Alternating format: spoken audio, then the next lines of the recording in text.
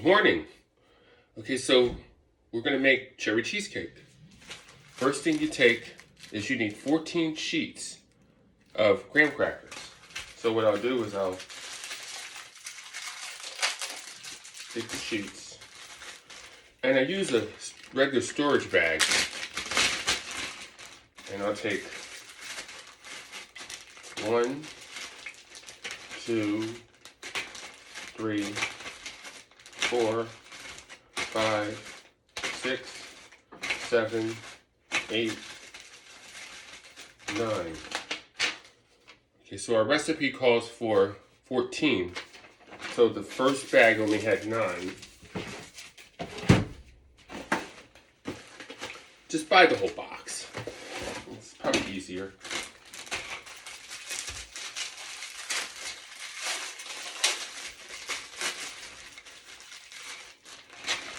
Ten, 11, 12, 13, 14. Now, why it's 14? You have to ask Michael.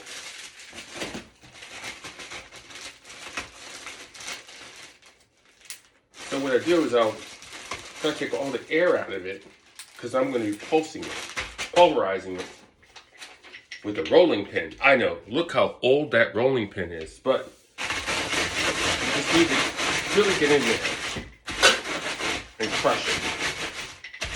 Because the more you mill it, you're going to put it in a spring-form pan and you're going to par bake it. Now what I'm going to do is that when I'm baking, I'm not going to bore you guys. I'm just going to come back to the next part. But in the case of this, I can't stop. I have to, it'll have to cool first. So there'll be a lot of moments where you guys won't be involved. But that's what I'll be able to use all the minutes on the video. Instead of boring you with the story. How does this cherry cheesecake come about? My friend Michael makes it for the holidays.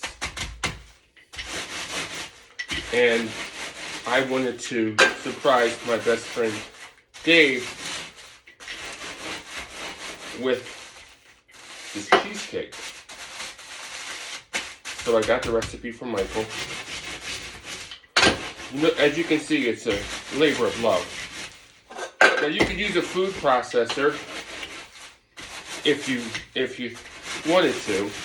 You'll probably do the same thing as I'm doing here. But I like the idea of the activity. It's a good thing. Alright, so the next part, I always use a recipe. So it says, preheat the oven at 350. I pulse the graham crackers, okay? Now I'm going to put it in melted butter. So it's 5 tablespoons of unsalted butter.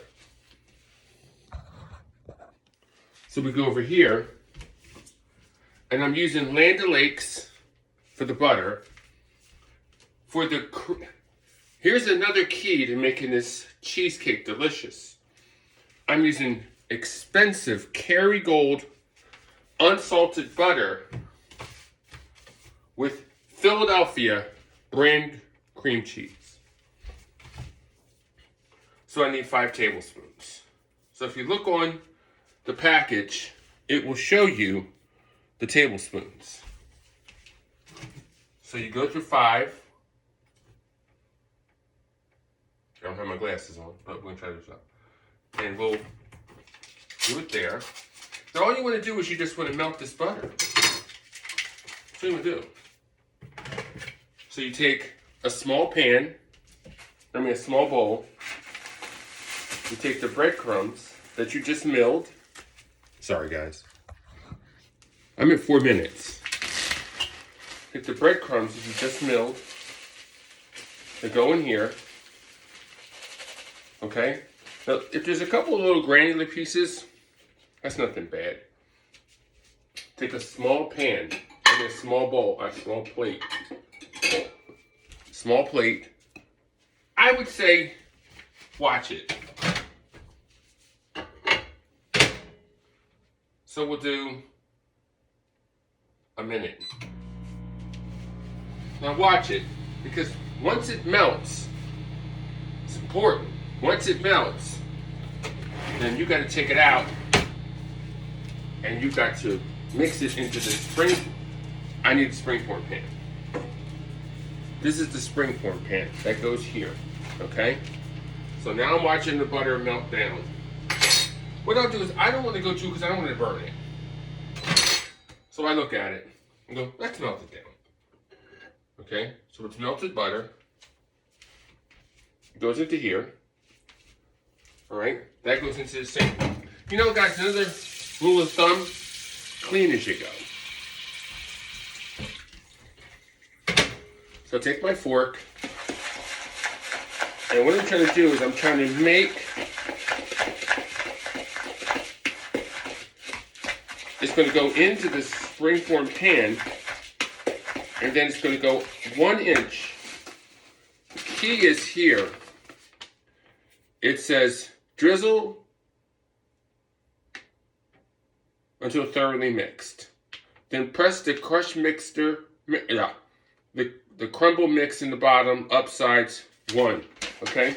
So the last time I did this, I just poured it in a bowl. Okay, so it's in the bowl. All right, now, it's a quick situation. You have to very quickly press it down. Do not over press it. Just press it down. You want to make sure it's all pressed down. It kind of looks like that. So now it goes into the oven, 350 oven, for 10 minutes.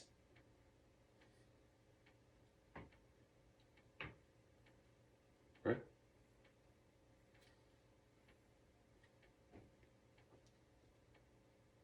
Bake for 10 minutes.